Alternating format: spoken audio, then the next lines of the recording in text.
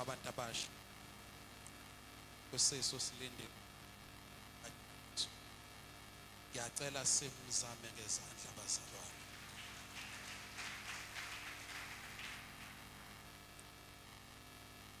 Ngicela ukubingelela kakhulu omama uGazi egameni likaJesu.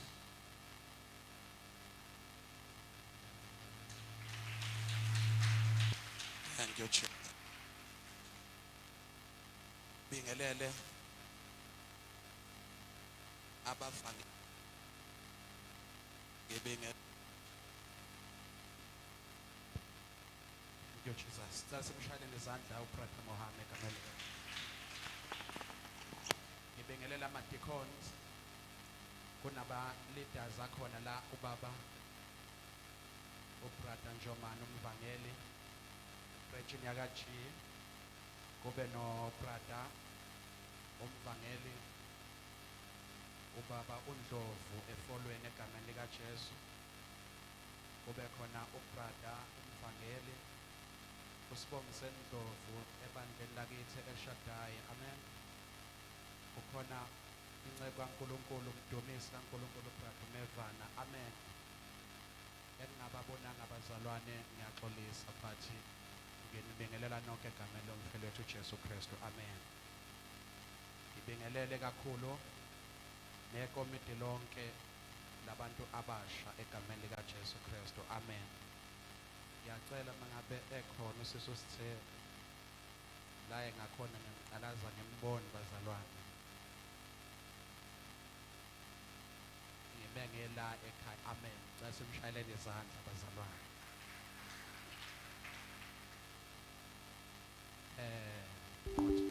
Ngothovu yala ebandleni. Amen. Akabonga uNkulunkulu. Yes, nathi sinabo thembi bethu la ebandleni. Amen. Ngiyabingelela ikomiti lonke. Ngithatha ithuba lokubonga kakhulu bazalwane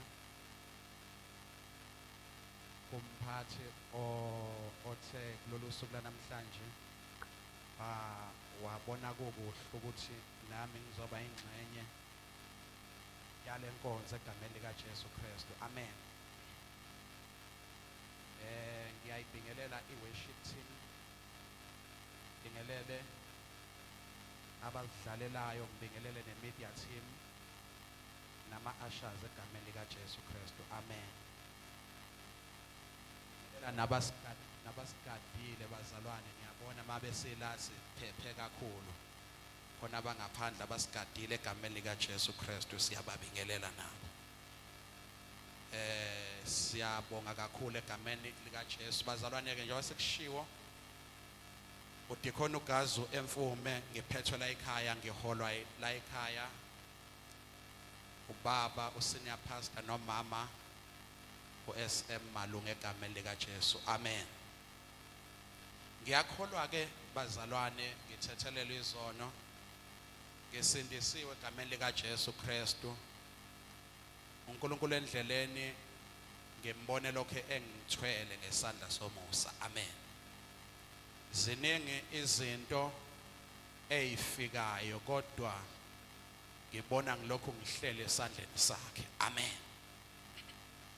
Ukukholwa nokusindiswa ke bazalwane akuyi ngamandla nezikhwepha zomuntu, kodwa kuyifavor evela kuNkulunkulu. Amen. Ngoba uyakwazi umuntu ukuwa ekukholweni esakholwa, abantu beyitshela ukuthi usakholwa kanti kade wawa kwaphela futhi ukukholwa. Amen.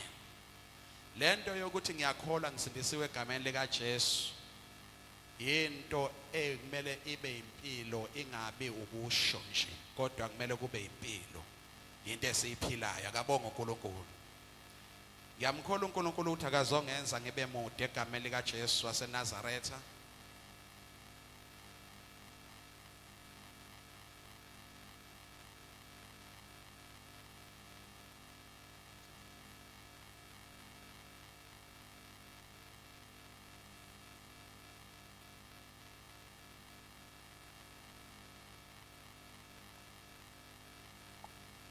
Amen bazalwane. Jesus. yikho kamadimoni akhona njalo abazalwane abantu sisemsebenzini amen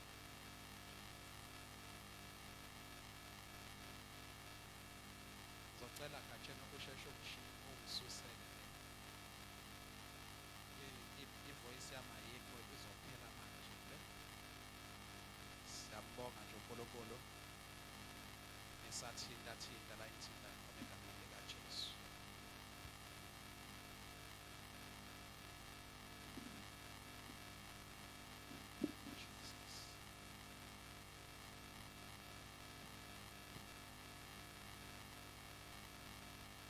ngiyacela sibezivula amabhayibheli ethu incwadi kaJeremiya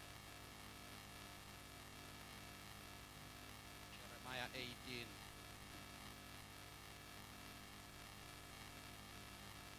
siqala kuchapter 1 wakhona siyogcina kuchapter 6 eyesibili 2 Timothy chapter 2 uverse 20 wakhona eyesithathu amakhosi okuqala chapter 6 uverse 7 wakhona okholwayo indodana unokuphila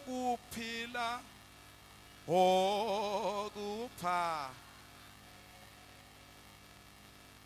okholwayo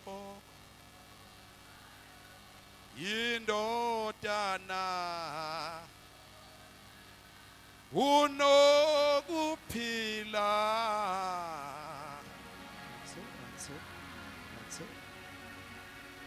yena udlulile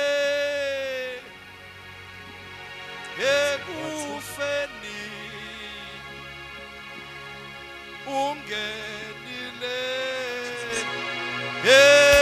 ekuphileni ayakasayi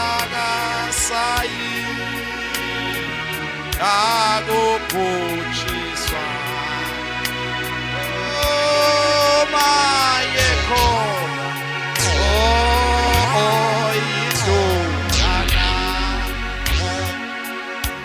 udlulile ekufeni ungenile ekuphileni akasayi akubhutshiswa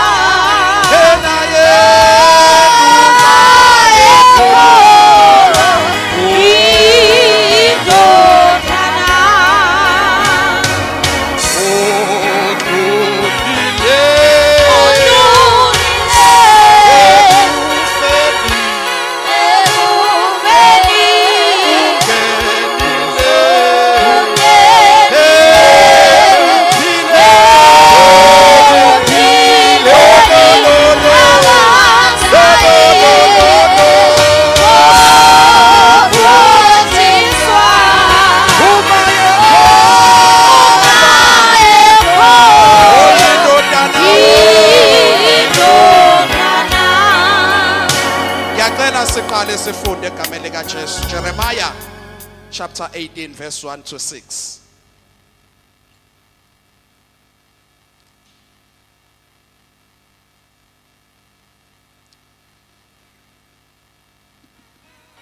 Izwi elafika kuJeremiya livela kuJehova lithi suka wehlele endlini yombumbi ngikuzwise khona amazwi ami ngehlela endlini yombumbi bheka wasebenza umsebenzi wakhe esondweni lokubumba kepha isitsha asenza ngebumba sonakala esandleni sombumbi wabuya wenza esinye isitsha njengokuhle emehlweni ombumbi ukuba asenze laselifika izwi likaJehova kimi lithi bengingenze kini inandlu kaIsrael njengalombumbi na usho uJehova bhekani njengebumba esandleni sombumbi ninjalo esandleni sami ninandlu kaIsrael 2 Timothy chapter 2 verse 20.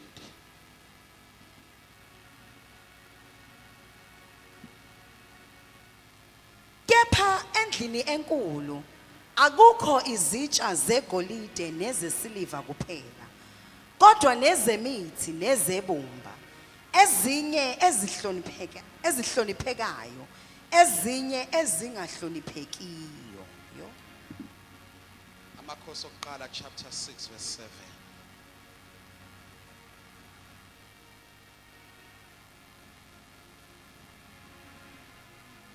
indlu isakhiwa yakhiwa ngamatshe alungiswa enkwalini akuzwakalanga sando nazembe napiki nanto yensimbi isakhiwa Cela uthandaze egameni likaJesu.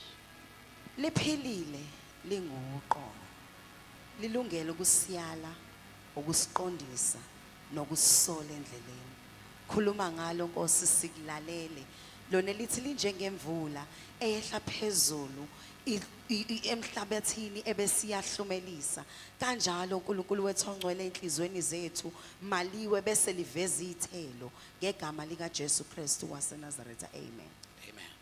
Akabonga uNkulunkulu. Akabonga uNkulunkulu. Cela ukubona izandla abakhona abantu basakhona kubakanye nathi. Akabonga uNkulunkulu. Izwi lika Jeremiah esilithonda layo namhlanje likhuluma ngokwehlela endlini yombumbi. Akabonga uNkulunkulu. We believe ukuthi sonke njengoba sila sibizwe yizwi. Akabonga uNkulunkulu. Wonke umuntu ola uzwe izwi. Lamdonsela ukuthi kuzohlanganelwa eArk Fellowship Center namhlanje. Akabonga uNkulunkulu. Uma uJeremiah kufika lelizwi yena akambonanga uNkulunkulu kodwa wakwazi ukulahlukanisa ukuthi yizwi likaNkulunkulu leli. Akabonga uNkulunkulu. Mengabe likhuluma naye lithi uJeremiah ungomunye wabaprofeti oprofethe kakhulu ngezinto ezayingakabi khona ezayizovela. Akabonga uNkulunkulu. Ungomunye wabaprofeti ohlonishwayo ngokweoffice leprofesi. Akabonga uNkulunkulu. But into esithola manje sithola kuza izwi kuyena elizomsusa kwioffice lakhe leprofesi limehlisela endlini esezantsi ngamanye amazwi limenza ayosubmitha endaweni angaphezulu kwayo. Akabonga uNkulunkulu. But into esizwa kuyena la asimuzwa emelana nezwi limehlisayo. Akabonga uNkulunkulu. Lithi izwi likaNkulunkulu wathi emezwa lelizwi wasuka wehlela khona endlini yombumbi. Lithi emefika endlini yombumbi ayikho into anikwe yena ukuthi akayoyisho. Ngoba siyazi ukuthi umuntu emangabe engumprofeti une challenge yokuthi yonke indawo afika kuyona kumele ukuthi kube khona something ayishoyo. But uJeremiah although engumprofeti omkhulu okhuluma izinto ezifihlakele kodwa namhlanje simuzwa esuswa kwioffice leprofesi ehliselwa endaweni esezantsi la abantu abaningi bengavuma ukuya khona. Lithi izwi likaNkulunkulu emangabe ehlele ezantsi uJeremiah ufike uyahlala khona. Njengoba nihleli akhamhlophe. Njengoba nihleli nje. Lithi izwi likaNkulunkulu wathi amehleli khona walindela izwi elimbizileyo. Akabonga uNkulunkulu. Wathi bengabe salindela izwi wase epheya iattention esimeni asifice phansi endaweni ephansi. Lithi izwi likaNkulunkulu wabona umbumbi. Lithi wayebumba esandleni sakhe kuphenduka isondo. Lithi wathi esabuka lento eyenzakala esondweni lombumbi, lithi umbumbi wayebumba isitsha. Wathi esasibumba lesitsha wasibona uJeremiah sihlephukela esandleni sombumbi. Angikhulumi mina ngesitsha esahlephuka sesikuwena, kodwa ngikhuluma ngesitsha elithi izwi kaNkulunkulu. uJeremiah uthi identifier uthi wathi isondo lisaspina liphenduka kwakhiwa isitsha sahlephuka sisesandleni sombumbi. Lithi izwi likaNkulunkulu lombumbi yena ngoba akekho umuntu wayezomsola, kodwa uzwakala umbumbi ethola amandla amanye oqala kabusha, kuthi namhlanje ake ngisho into eyodwa ukuthi ezintweni zonke ezifileyo kuyaqalwa kabusha. Lithi izwi likaNkulunkulu waqala kabusha, wasakha lesitsha. Emengabe ngilifunda kahle iBhayibheli lithi uhlobo lesitsha olwahlephukayo waqala kabusha walihlipiza, kwangazi ukuthi kushova into ewuflower. Lithi izwi likaNkulunkulu wase akha esinye isitsha, amahumusha amanye athi wakha olunye uhlobo lwesitsha, hayi lolu hlobo olwayikade elakha laseliyafa. Baningi abantu abakhona phakathi kwethu abangakusiyo lento abaqale beyiyona, kodwa bangenye into edingakalayo futhi nayo njengamanje. Lithi izwi likaNkulunkulu wathi mengabe sakha lesi saphumelela, uNkulunkulu waseyakhuluma kuJeremiah wathi, Jeremiah, mina bengingenze yini kanjena esizweni saka-Israyeli? Intoni engangehlula ukuba isizwe saka-Israyeli noma singihlubukile sakhonza abanye onkulunkulu, kodwa bangabe siyibuyisela kimi ngisakhe kabusha.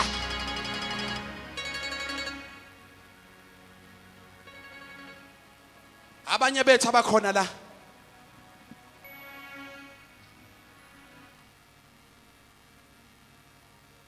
kunabantu abangakwazi ngalento wena oyitshela ukuthi uyiyona. Kunabantu abakwaze ungakalimali bakwazi usulimele. Lokhu oyikho manje uma bebuzwa ngawe abachazi ngalokho, kodwa bachaza ngezolo lokulimala kwakho. Noma uNkulunkulu esekwakhile abakholelwe ekuthenini wena uyilento, into abakholelwa kuyona yilento lena abakubone uyiyo. Let me tell you something. Kunabantu aba-rejected, baze ba-rejecteka kubantu abayi-gift kubona. Ngikhuluma kahle oba ngikhuluma enkonzweni yabantu abasha. Kunabantu abayogejwa isibusiso ngenxa sokuthi bayakwazi wena izolo lakho nokulimala kwakho, manje abakwazi ukwamukela ngoba babona izolo. Noma uNkulunkulu esekwakhile manje wayisitsha esihle, kuneyingceke engeke ishade nabantu uNkulunkulu abakhele bona ngoba bazi izolo labo. Ake ngisho bese ngiyadlula. Kunomuntu oyayethi mina angeke ngishade inceku esine ngane nomunye umuntu. Noma kube khona umuntu othi ngeke ngishade usister osenengane ngimfice nengane yomunye umuntu. But lo muntu bobabili basendlini yombumbi sebakhiwe. But yena usa rejecta umsebenzi owenziwe esandleni sikaNkulunkulu. Ubambe izolo uthe mebona isibusisa bona umntwana esiqalekiso. Ebesethi no. Kanti uNkulunkulu ake ngisho lento bafethu. Ake ngisho lento. Kunabantu abazunywa isitha. Ebese sibazumela isitha bangasuka kuNkulunkulu ngoba sibashaye bese sandleni sombumbi. Abantu abafana nalabo kuyingozi ukubajaja ngokulimala kwabo. Kanti ubajaja useceleni kwesandla. Kanti ujaja umuntu ohlele esandleni sombumbi. Although elimele kodwa ulimalele endlini yombumbi walimala esondweni lombumbi. Lena abaningi mhlambe abazophuma behambe beyihlaziya. Bayifake o red mark. But ngifuna ukisho inje. Kunemizi eyakhiwe abantu abafike nemlanjwana ngolimi lesizulu. Kodwa lemizi abayakhile ihlula inkinga zabantu abangena emshadweni ethi mina ngiyintombi gelekeqe ngensizwa gelekeqe. Indlela etestwa ngayo nendlela eyahlulwa ngayo leyo mizi leyo ihlula eyabantu because kuna akusibona bonke abantu ekumele sibajaje ngezolo labo. Ake ngisho lento. Kunabantu abalimale berojwa ubuhlakani besitha bephakathi endlini yaNkulunkulu. Laba bantu uNkulunkulu akabalahleli ngaphandle kodwa ubaqale bakhe kabusha. Lethi izwi likaNkulunkulu izono zethu zonke uyayithatha ayiphosa olwandle lokukhohlwa. Lithi bheka okudala kwadlulile kodwa manje sekuvela okusha. But kunabantu abangasoze babona okusha kuwena abayohlezi behleli nezolo lakho. Ngifisa uzoqinisa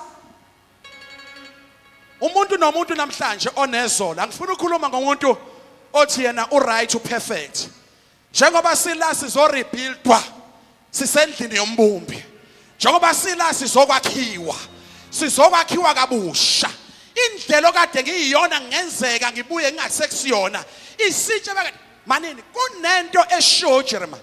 Uma ngabe simlandela uJeremiah uthi lesitsha safela esandleni sombumbi. Akabonga uNkulunkulu. Uma ngabe sidlulela encwadini kaTimoteyu. uTimoteyu uthi kepha endlini enkulu njengale yase-Akhi akukho izitsha zegolide nesiliva kuphela njengoba sikhona nje. Yebo sonke sithi sisindisiwe kodwa asikusilona igolide nesiliva sonke. Iqiniso lilapho. Kwaphela uyabona ebengabe sahlangene simbozwa inkazimulo yefu likaNkulunkulu. Obona thina sifana noMoses ehlela kubantwana bakaIsrayeli esigodini. Elithi izwi kaNkulunkulu babembheka babone engasabhekeki ngenxa yokuthi wayebuya neglory entabeni kaNkulunkulu. Ebengabe sila simbozwa yifu lenkazimulo. Kodwa iqiniso lithi akusizona izitsha zegolide nesiliva zonke. Angikwazi wena yazazi ukuthi wena mhlasimpe uhlobo lolesitsha. Lithi ke kuphela kodwa nezemithi nezebumba. Thina esakha inkomo vangela umbusa ngikwazi noma wayakha inkomo yebumba. thina inkomo yebumba mengabe ungalitubanga ibumba ubuthi uma usuyakhile usuyibekile elangeni sekufika ilanga ibonakale icracker ivuleka ngoba irojiwe umbumbi wayo. Umzalwane onamandla ongasuswa lutho kwifaith yakhe okungathi mekulelwe ebusuku kugula umntwana equmgwaqe engene enyangeni akusiyena umzalwane owangena wamukela izwi laselingahlolwa izwi kuyena kodwa umuntu owehlelwe izilingo zamehlela ilingo kwamehlela esendini wabambelela empondweni ze-altari ngoba ilingo zakha ikholwa ukuze ikholwa liphume liyikholwa gelekeqe. Umuntu ongafuni ukulingwa ngathi ngelinye ilanga akayeke ukuyibiza ngekholwa ngoba lithi izwi likaNkulunkulu esengivivinyile lithi esengivivinyile ngiyophuma nginjengegolide. Ngamanye amazwi into eyenza ukuthi na igolide lithandeke kangaka umlilo. Umuntu ongafuni ukuba yigolide akabalekele umlilo. Ikholwa elifunwa kuba yikholwa elinjengegolide okuzothi bekhulunywa ngalo kufakaze njengoba bubhengu kufakaze njengoba bugumbi akube yikholwa elizovumela ukushiswa umlilo. Ayikho into okuhlolwa ngayo izinto zakamoya ngaphandle komlilo. Lethi izwi likaNkulunkulu yonke imisebenzi iyodlula emlilweni. Ngiyalithanda mangabe lithi yila okuyobonakala khona ebebakha ngokuyiqiniso ngoba kuyothi makusha phezulu kwedwala. Ake ngisho lento bazalwane sonke njengoba sikhona sikholwe egameni likaKristu Jesu okusho ukuthi sonke siphezulu kwedwala futhi sonke sinelungelo lokwakha phezulu kwedwala. Kodwa phezulu kwedwala kunesikhathi la okuzohlolwa khona umsebenzi wami nawe. Lo msebenzi uzobe ushiswa kuzobe kuvela umlilo ozobe ungabaswanga wena kodwa okwakho ukuthi lento yakhileyo uyakhe ukuthi unqobe yini umlilo. Enqoba umlilo lithi iBhayibheli yilabo abayoqhelisa umqhele. Abongo Jesu lithi ke la endlini enkulu akukho izitsha zegolide nezesiliva kuphela. Lithi kukhona nezemithi. Okay, niyakwazi ukubaza ukhona wazi ukhezo. Ukhezo ukuze lube ukhezo kumele ukuthi umnikazi walo ayongena ehlathini. Ngamanye amazwi isosi yokhezo yihlathi. Akabonga uNkulunkulu yihlathi. Kunabantu abalandwe kanzima balandwa ehlathini. Ehlathini bebekade bengekusilona ukhezo kodwa bebekade beyimithi. Kwabiza ukuthi lo ofuna ukhezo akhethe uhlobo oluthize phakathi kwezihlahla ezikhona ehlathini. Emengabe selikhethile uyaligenca olunye aluphumi kalula ehlathini. Kubiza amandla nezikhwepha zakhe. Kubiza ukuthi abe nenjongo yokuthi ufunani. Emengabe gawula abanye babiza ngehlahla kodwa nakabona isihlahla ubona ukhezo. ngoba kubalulekile ukuthi ena into ofuna ukuba yiyona yiba yiyona before ube yona. Lithi uma ngabe kugengwa bebephuma naso ulihudulele ngaphandle ebese yothola indawo aluxhoze alushape alunciphise kuze kuphume lento ayifuna ekuthiwa ukhezo ebese ithatha eyiletha endlini. Ebengabe sisendlini kunabantu abafika sebebona isidingo sokuyisebenzisa kodwa bangayazi ukuthi isetshenzwa kanjani. Into yami ithi asi-honorishe ama-vessels asendlini kaNkulunkulu. Ngoba kungenzeka singakwazi ukuwa-honorisha kanti into edala ukuthi singakwazi ukuthi na asiwazi ukuthi asetshenzwe kangakanani ukuze abe yilento ayiyona. Akangabi bikho umuntu okuzoba lula ukungcolisa noma isiphi isitshe esendlini kaNkulunkulu.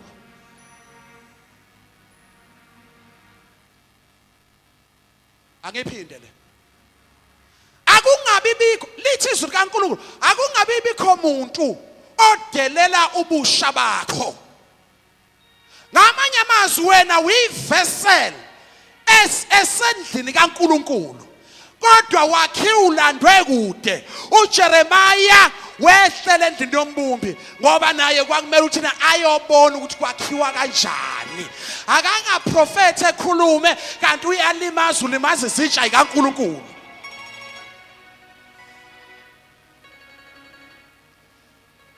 Lento leyibalulekile ukuthi ikhumbuzane lento le. Ezingimile la. Kumele ngalibali nangelodwa ilanga lokuthi mabe ngimi la angimile ngoba ngiqualifya lento ayifundelwa but yithuba ethubeni engilitholayo angingabulali izitsha ukuthi nginamandla ukuthi ngidikiwe igunya lokukhuluma but indlela engikhuluma ngayo angingaphihlizi izitsha. Kunabantu abangalalanga, kunabantu abadela imali zabo belanda lemphefumulo. Kunabantu abasacrifice ngayo yonke into yokuthi lezitsha zihlale zikhona. Buka lana bana kutshela. Akusilona lonke uhlobo lusendlini kaNkulunkulu oluyizitsha okumele lisebenze ngalendlela wena ocabanga ukuthi kumele lisebenze ngayo. Kunezitsha ezisendlini kaNkulunkulu zohlobo lwenani eliphezulu. Wohamba uyekini ubuza uma wakho ukuthi lezitsha ayivalele angaze phakele ngisho ubaba wakho kuzona. Why? It's because kunohlobo lwezitsha okumele ukuthi mabehlala luhlala endaweni azothi ofika emebuka abone iorder yangaphakathi. Akusizona zonke izitsha ekumele ukuthi itholakale zisetafuleni zisetshenziswa. Kodwa kunohlobo lezitsha okumele luhlalele iorder emehlweni yabantu abangenayo. Ake ngiphinde le. Ungalinge uyithathe kancane ebandleni uma ngabe ubona ngathi awunikezwa imic uye phambili. Kunohlobo lezitsha. Ake ngiphinde le. Kunohlobo lezitsha ongafanele nanokuthi lingcoliswe ukudla okuzodliwa abantu.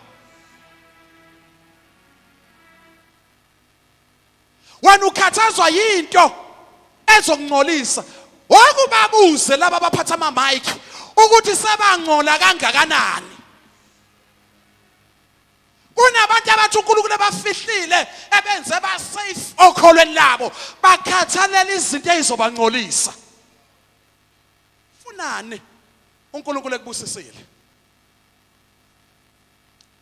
Kunohlobo lezitsha ukuthi mangabe kumele kuphakwe kulona kungafakwa izinto ezishisayo.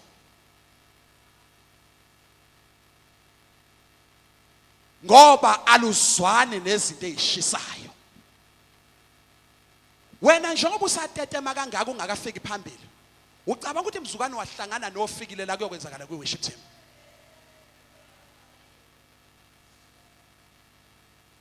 Abanye bakhathalela ukuthi bafuna ukuba o-branch leader. Uyazi yini babe, phela mina ngigugile manje kodwa ngimncane kabi mina. Angiqalanga ngengaka mina, bayawufakazi laba ngiqala. Uyaphi?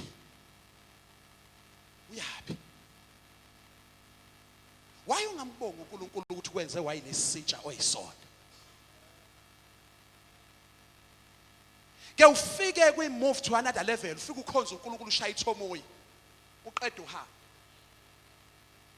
Kade awazi khona abashaya ithomoyi nawe kodwa kade bedabukile inhliziyo zabo. Baba bamba ngoba kumele ukuthi na ngesibambe isikhathi sesihambile. Lithi izwi likaNkulunkulu ke lapha na kumakhosi. Lithi indlu isakhiwa. Yakhiwa ngamatshe alungiswa enkwalini. Lithi uma ngabe yakhiwa ngalamatshe, lithi akuzwakalanga sando nazembe napiki nanto yensimbi isakhiwa. Wena ufika wena uzothomoya, ufika nenye inkinga uzoyi-eda kwi-leader ozothi baba ngilambi, awumazi ukuthi enkwalini bagejulwe kanjani. Laba bantu laba kumele bethule kungabi namsindo, kodwa khona izimpi ukuze nina nijabule sedlula kuzona.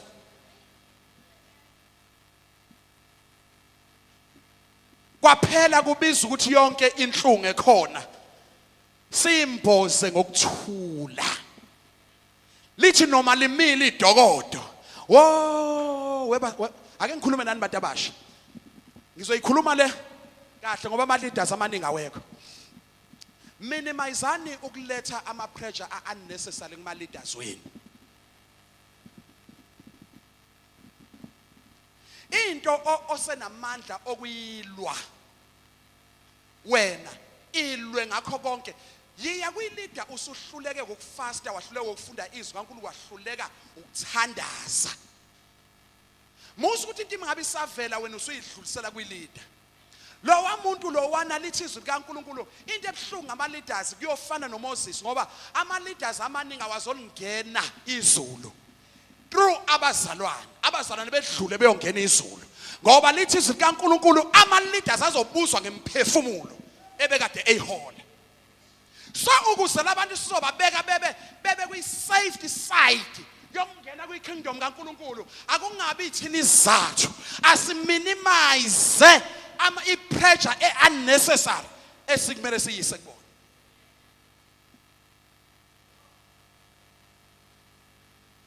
Why ngikhuluma kanje? It because uAbraham waba khona wadlula, kwavela oIsaka badlula. I-generation ne-generation ine-leader yayo, i-leader iyadlula, but amongst those generation kune-leader kumele ukuthi ivuke khona. Why ngisho kanje? Ayikho into ebuhlungu njengokuthi ube umuntu omusha udelele i-leader yakho kanti awazi kusasa ukuthi uzobe ukuphi. Yonke into yenze kwi-leader izolo ikuhola, kusasa leyo pain awukwazi ukuqualifya ekwihlalo ozoba kusona ungathestwanga ngezinto zenze komuntu. Yingakho ngithi kubalekile ukuthi sitsha nesitsha esendlini kaNkulunkulu si-ownerishe ngendlela okuyiyona. Ungamane uyibeke wena emuva kodwa u-ownerishe isitsha esendlini sikaJehova.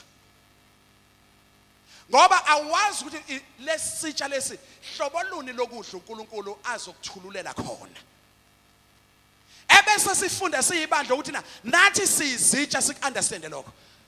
Asingalahli inkonzo yenhlambuluko, singene sibe izitsha. Lithi izwi likaNkulunkulu akuhlanzwe izimvaba ezindala ezinewayini elidala ukuze kuzothelwa iwayini elisha, ngoba kungamse kwenzeke iwayini edala eseyivabeni noma kungena elisha kodwa lonakala elisha ngenxa yedala okusho ukuthi into noma uthi incane kangakanani engahlanzekile kodwa inamandla okungcolisa into eningi ehlanzekile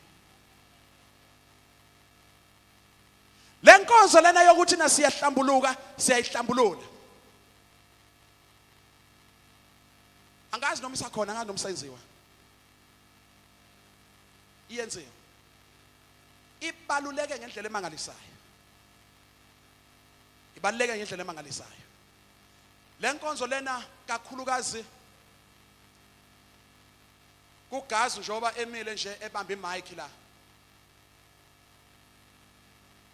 imust yokuthi na adlule kuyona before azafinyelele kwi-mic because once wafika kwi-mic kanti ufika nayo umoya wonke lowo uthululela phezukweni akabonga uNkulunkulu ngeke ngawu-identify ngamunye but uthululela phezukweni that is why inhlambuluko ibalulekile ayibalekile for your own sake kuphela but even abantu abakusurroundile usuke ubaphilisa kunezifo engalapheki ebandleni kunokugula okungena ebandleni hayi ngoba kuthunyelwe isitha safike sakuthela phezulu kwethu sonke kodwa kuthelwe umuntu ongene nakho kanti akathembekile so ibalulekile lento lokuthi ebuncaneni bethu sisakhonza uNkulunkulu ngithandile lenceke kade ifakaza la ngithandile lento lena iyayivele njengokuyiphakamisa nokuyiveza ungcono abanye uthi uletha lobufakazi bese beyakumaka udonsa amehla abaningi ukuthi babe izitha bazogada ikhona nekhona abanye babo bazoba ispeed trap kuwena uzothi uphuma la uthola usungena ama-invite amaningi ezinkundleni zokuxhumana kanti bafuna ukuzoncela lento bese befaka upoison wabo we need to pray for abantu abanobufakazi obufana nalobo ebandleni sidinga ukubakhulekela abantu abasanobufakazi bokuthi evangelini kumele kuhanjwe ngobungcwele akabonga uNkulunkulu ebese bazalwane sifunda lento yokuthi yes silandwe ehlane umuntu nomuntu nehlane lakhe alandwe kulona bathi ake singaphili seyihlane noma sesilandiwe ehlane uma ngabe sesilizwile izwi alenza umsebenzi walokuthi nalusitransform into yokuqala edingakala kumuntu ohlatshwe izwi likaNkulunkulu ushintsho empilweni yakho sibone nawe ukuthi na uguqukile zethembe ukuthi na izwi likaNkulunkulu liyayihlaba inhliziyo yami la ngibonisa ukweduka kwami manje sengishintshiwe kenziwa ngaba musha lento yokulandwa uyihlane uphinde ube yihlane noma usungaphakathi kunezinto ekumele singayikhuzi ebandleni ngoba thina sesiwukhanya kwezwe in fact kunezinto ibandla ongadingakala ukuthi mabe simi la phambili ngithi yekani u1 no2 no3 ngoba izwi likaNkulunkulu lihamba nomoya engcwele liyazahlukanisela kholona lithi izwi likaNkulunkulu uNkulunkulu esefikile ebumnyameni umnyama bayihlehlela bona ngenxa yokufika kokukhanya akabonga uNkulunkulu so njenganamhlanje nabazalwane sisendlini yombumbi lana sizobunjwa lana sizokwakhiwa into oyiyo uNkulunkulu yena yedwa onamandla okuyiphendula ayenze ibe intsha ayenze futhi ibaluleke uma ula ebandleni uyisitsha understand before abantu bekunderstand ukuthi uhlobo luni lesitsha kunezitsha ezibuthakathaka ezisheshayo ukufa lezo zitsha lezo zidinga ukuprotectwa zibekwe endaweni la ongabikho khona isiyaluyalu Ngabe uyisitsha usazi ukuthi cha wena umthambo kaNo Nkosi yami une favor eningi. Unenhliziyo nje esheshe idabuke. Umthambo kaNo nje wena into leyo uNkulunkulu angakuphanga yona. Thandazela into eyodwa uthi uNkulunkulu akakubophe esibayeni sezimvu ezohlobo lakho. Akusisona isono unqaba ukusebenza neteam oyibona ukuthi kudominate ubulilo obuthizo obuzokwenza ukuthi wena usheshe uwe. Musa ufuna ukuzenza steering nala owiki khona. Lento yokuphila kwakho yokuvikela umndeni bakho kumele ivikele wena. Ngabe wena uweak ekuvikeleni ukukholwa kwakho, ubani ozokwazi ukukuvikela? Ngoba phela kumele uzazi ukuthi cha mina ngiyisahluleki mina. Awukwazi ukuthi na uma ngabe uzazi ukuthi na uweak mengabe kwathiwa nje kune after party hamba ke. Angithi uyazazi ukuthi kunezinto oweak kuzona. Lezi zinto lezi zizokwenza ukuthi nabantu akade bekwethemba begcine bengakathembi ngazo. So lento yokusindisa kusho ukuthi nasiyitaring kumele singene kuyo yonke into. Kunezinto ekumele ukuthi sizibalekele zisaqhamuka. Sihambe eduze kwaso sihambe ngoba khona into esiyivikelayo. Uright lo istalling owaziyo. Omunye uba istalling ngoba uyazi ukuthi vele ayikho into azoyithinta ayifake kodwa uyazi ukuthi ngeke kutshele udakwa yiphunga lakhona. Wahogela umoya wakho use right uyombona edansa kakhulu wedlula bonke abanye uze uthi una akaphuzanga nje akenzanga kanti uyena vele oyimeke wahogela use right.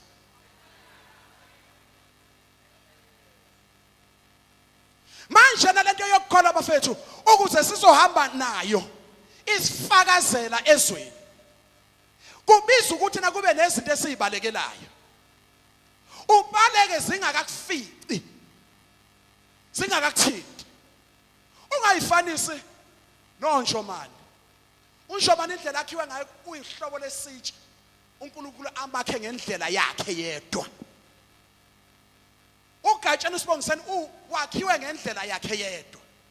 Noma senihlangane emthandazweni ungakulibali ukuthi wakhiwe ngendlela yakhe. Kunezinto ayiqonda zizwa aphume futhi adabule phakathi kwazo aphumele ngaphesheya engenayo ngisho iphunga lentuthu. Ngoba kuyena kugcwele amandla nomthambo kaNo. Wena ngabe wazi ukuthi umthambo kaNo awukho unobele. Hayi.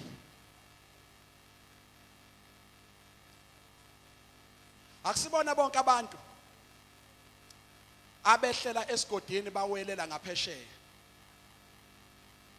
Lethi izwi likaNkulunkulu kunenceku eyasala ehlathini lenge ihlahleni yayigibele ihashi. Yagwazwa izihlahla yalenga ehlahleni. Ihashi ladlula wasala yena. Izwi likaNkulunkulu liyaphumelela. Kodwa uma uzoligibela wena ungenabo ubudlelwano obugcwele nalo uzosala esigodini izwi liphumelele luwele. Singaphakama sime ngenyawo.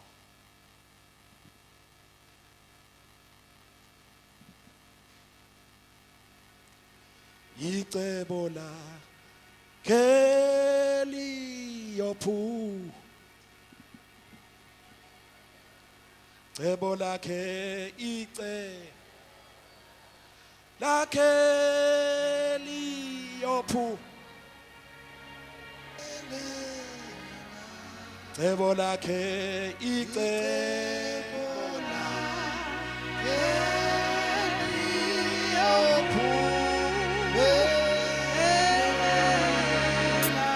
cebo lakhe